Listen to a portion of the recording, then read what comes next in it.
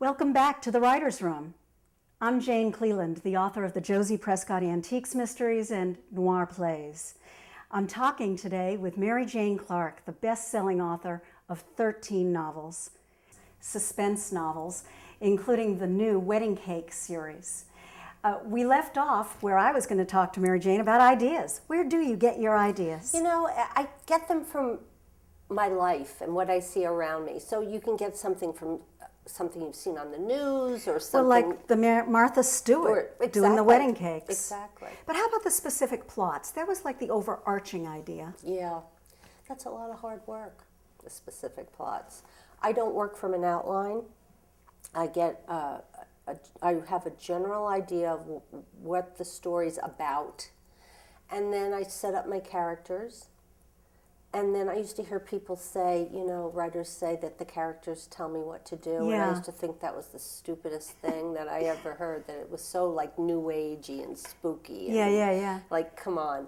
But the reality is they do tell you what they would do once you know who they are. Yes. And so I set up my characters and my environment, and the story kind of grows organically from there. So when you start, tell me what you know. Do you know who's going to die? Sometimes and sometimes not. I know who the first victim will be, the first victim. Okay. The book that I just finished is called The Look of Love, and that takes place in Los Angeles. And when will that be out? That'll be out in January 2012. Okay. And I got ideas for that when I was out visiting my daughter in Los Angeles. And I treated myself and stayed at the Chateau Marmont, and you know, that place is rife with characters and atmosphere, and you know, I started to think there and got some ideas there, and the rest kind of just grows. It grows as. Fortunately. Do you ever get into a false start where you're now 300 pages in and oops? No, I have had experiences where my editor has said, I think you should change the killer. So that's a huge thing. That's happened. Why? That's happened twice.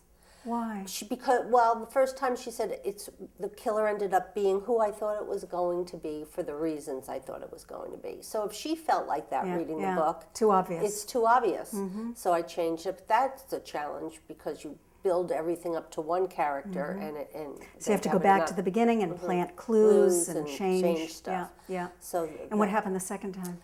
The second time was just a minor change. It was easy to fix, same thing. But that wasn't the editor telling me to do it. That was me feeling like it should be done. Oh, that's interesting. Yeah. Talk more about writing process. You said you don't outline. Mm-hmm. What do you do? Do you work on a schedule? Do you have a quota? When I'm a real deadline-oriented person. I think from working all the years in television news. Right. When I have a deadline, I am incredibly disciplined. Oh, so disciplined. So disciplined. And then I get in the zone and really, you know, can write a lot and pretty quickly. But it takes me a while to get to that point, and I think some of it is that I need to have the deadline. Mm-hmm. And also, I think you need time to think about what you want to do. So even though you're not writing the pages, you're thinking about So it's germinating. It's germinating. That's interesting. How long does it take you to write a book?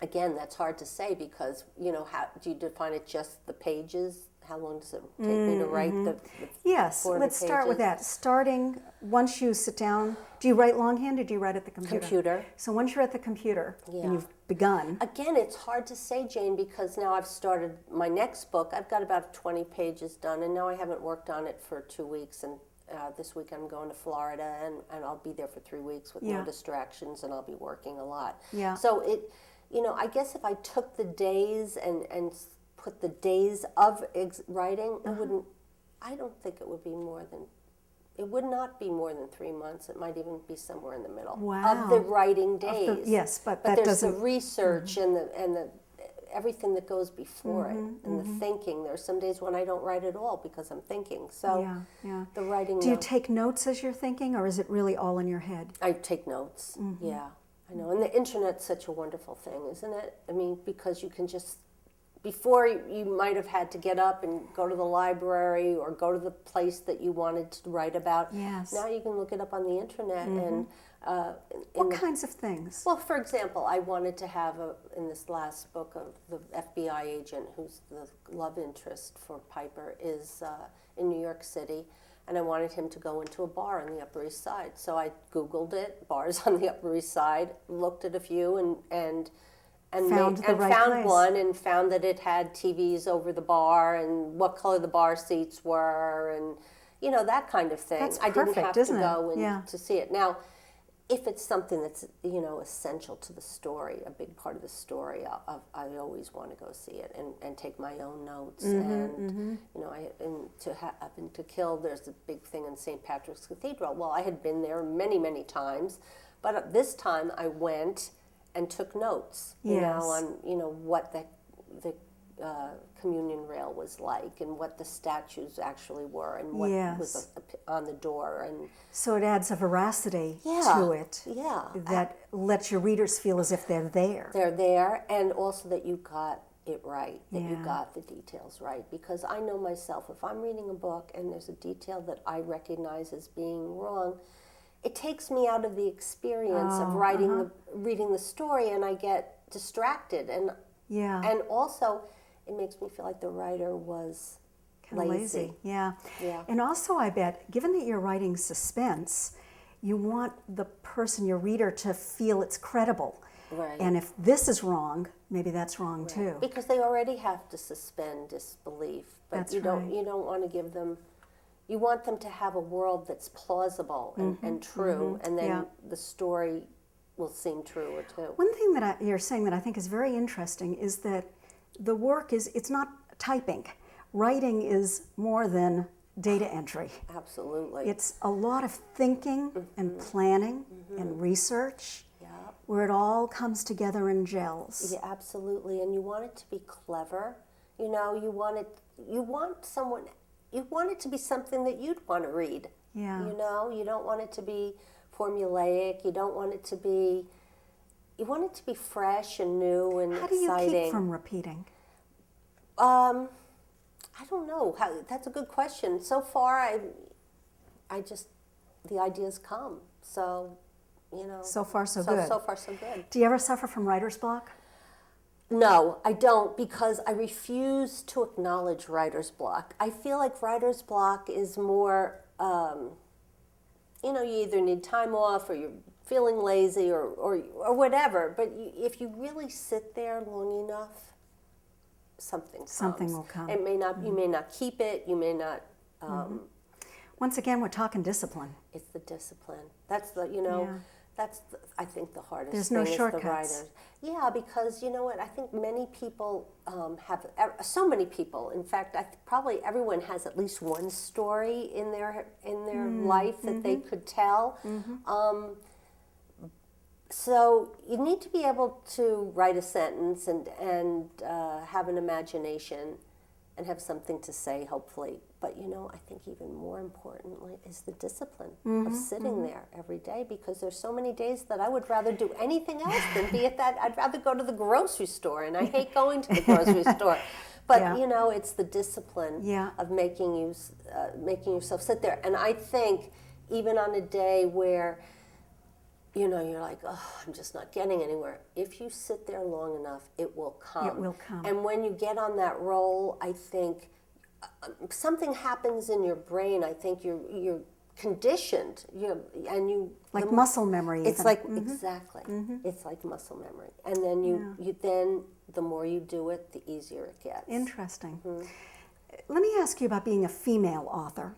Sisters in Crime was formed 25 years ago. It's an industry association dedicated to helping women authors, female authors, achieve parity as measured by review inches and by publishing advances. Right.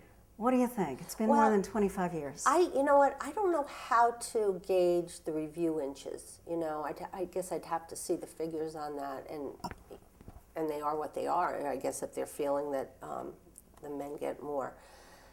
But generally, I think there are a lot of great women suspense and mystery writers, and they're fabulous. I mean, So I don't feel that women have a harder time making it. If they have a great story, it's going to get well reviewed and published and word of mouth. It's like and the business saying of build a better mousetrap and there'll be a path to your door. Exactly. Yeah, Yeah, exactly. That's interesting. You have received fabulous reviews over the years, and I want to quote some of them. Associated Press called you a literary magician. Ooh, how nice is that? Booklist said, Clark has perfected the suspense novel. Wearing classic Christie, referring to Agatha Christie, fashion, everyone is a potential suspect. Romantic Times called your writing haunting and entrancing. I mean, I gotta say, if you're only gonna get 2 adjectives, those are good ones. I'll take them. Yeah. Publishers Weekly said, spare prose, brisk dialogue, and rapid-fire action. It's great. Those are wonderful. I could go on. There were many, many more. My question to you is, it's got to be enormously gratifying to read reviews like that. I know I like it when I get good ones. But what other moments are special? And I'll give you an example. Every one of my books, my protagonist, Josie Prescott, quotes her father. She uses his favorite toast, and it's to silver light in the dark of night. It's beautiful. It's nice, isn't it? Because there you are, it's overcast, it's dark, and a little bit of light moon comes comes through. through. Yeah, nice. A woman, a reader named Bonnie, made me a bookmark, a beautiful bookmark that showed it. And how incredibly thoughtful. She took the time and told me and sent it to me. It's something I cherish. Yes. And part of it is the bookmark itself, but part of it is knowing that her words, my words, touched her. Yeah. You have any moments like that? I had something this spring. I was in Bowling Green, Kentucky, and speaking there. And a woman came up afterwards to the signing table, and she had a stack of my books. And she said I have 9 of them here, and I'm moving, so I couldn't find the other 3. I have all your books. She had driven from Mobile, Alabama to Bowling Green, Kentucky, which is like 12, 13, 14 hours. I don't know. I'd have to look it up, but it's a long ride. New scene. The next month I was at the Southwest Florida Book Festival. And there was the woman again. She had unpacked and found the other 3 books and drove from Mobile, Alabama to Fort Myers, I think it was. Wow. So something like that is like so amazing and so humbling, really, that someone would care enough to make that kind of a Think trip. how much you've touched her. Yeah, this wasn't just, someone who had nothing going on in her own life. Right. She was with the police department in Mobile, Alabama. Wow. So that's terrific. So that was a good thing. That's that was wonderful. my version of the bookmark. That's wonderful. What does the future hold for you? What's up next? I don't know. I was talking to someone about this last night at dinner, and I'm kind of thinking that the best things that ever happened in my life, I didn't plan. So I'm trying to be more open and see what happens next. Nice. Yeah. Thank you so much, Mary Jane. It's been a privilege. Thank you. My pleasure. Thank you for Jane. joining us.